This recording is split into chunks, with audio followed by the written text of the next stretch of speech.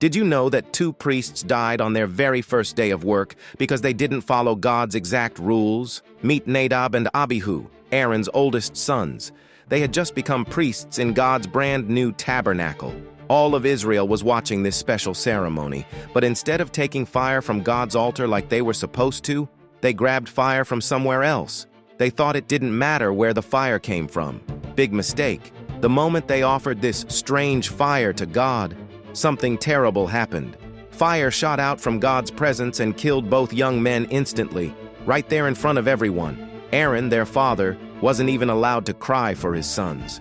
Moses told their cousins to carry the bodies away, still wearing their priest clothes. God's message was clear. When you serve him, you must do exactly what he says.